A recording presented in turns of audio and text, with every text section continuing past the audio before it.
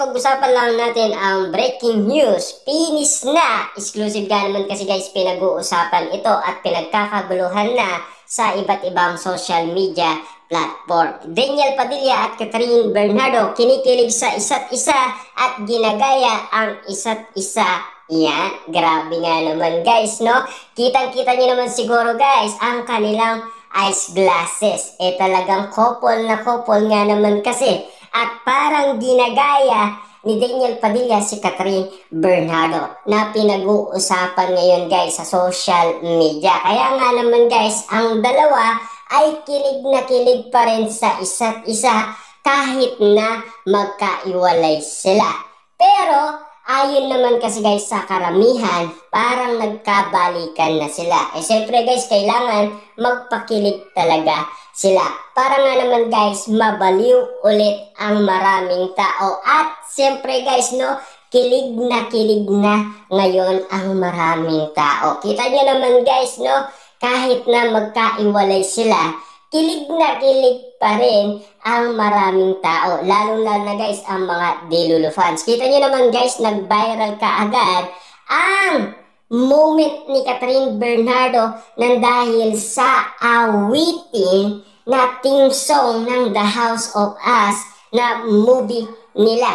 Kaya nga naman guys, kataka-taka ang ganitong sitwasyon na talagang sila ay pinag-uusapan. At kanina lang guys, no, pinag-uusapan din sila dahil si Catherine Bernardo ay spotted na kumakain ng taho.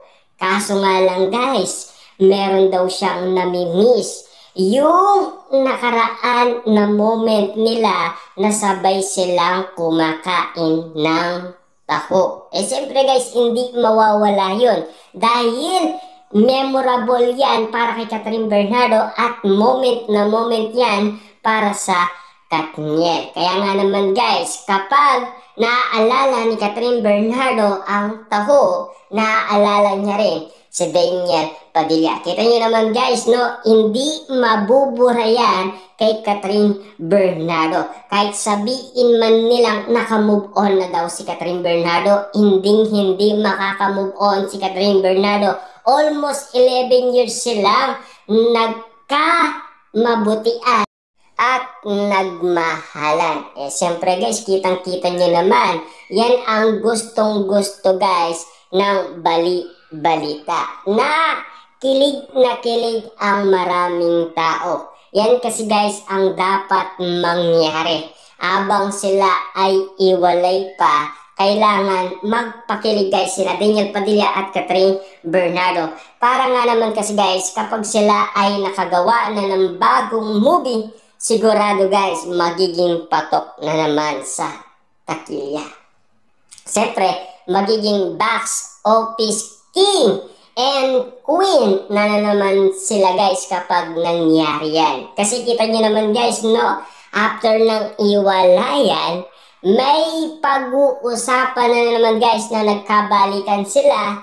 Dahil alam naman natin guys, ang moment ngayon na pinag-uusapan, kahit na ang iba't ibang mga barkada ng Katniel ay naninibago na sa kinikilos ni Catherine Bernardo at Daniel Padilla. Kahit na guys ang ABS-CBN, naninibago na rin kina Daniel Padilla at Catherine Bernardo. Kahit sabihin man natin guys, no, spotted sila sa studio ng ABS-CBN, sabay silang pumirma nang dahil sa kanilang movie at teleserye. Kasi alam naman natin kasi guys, nagkaiwalay sila at dapat kasi guys, masabi natin na hindi sila binabastos ng ABS-CBN.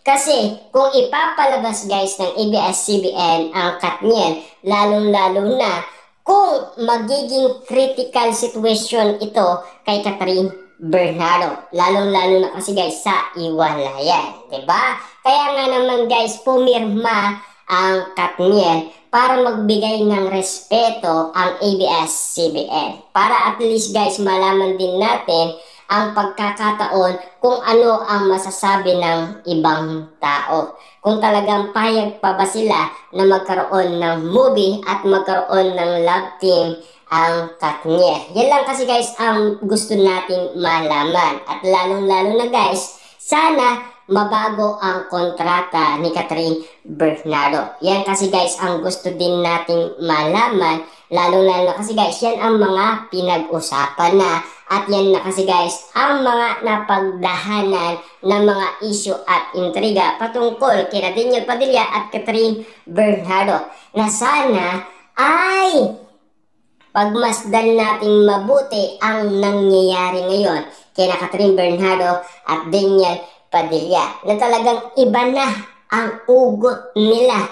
Iba na ang feelings nila. Kakaiba na ang nararamdaman ulit nila.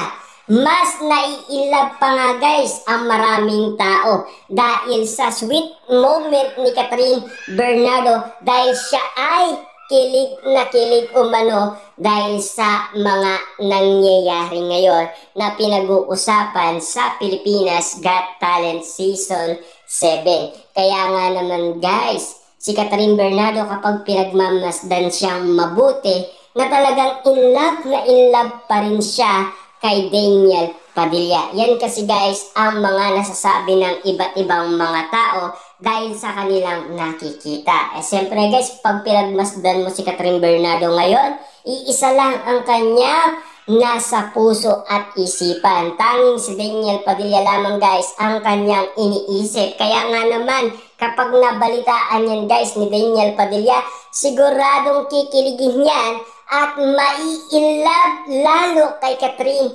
Bernardo dahil sa usapin Katniel. At lalong-lalo na guys, pinag-uusapan ngayon na sana magkabalikan sila.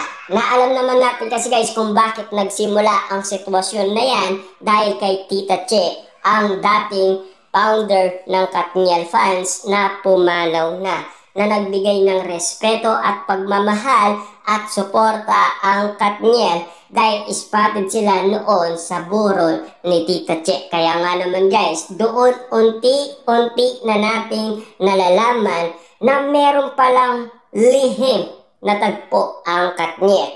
Tama nga naman kasi guys si Sian Gasa sa kanyang sinasabi sa atin.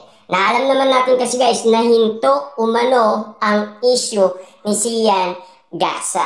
Dahil alam naman natin, nagbibigay siya ng respeto kay Ogie Diaz dahil sa kanyang issue na meron na daw jowa si Catherine Bernardo. Di ba?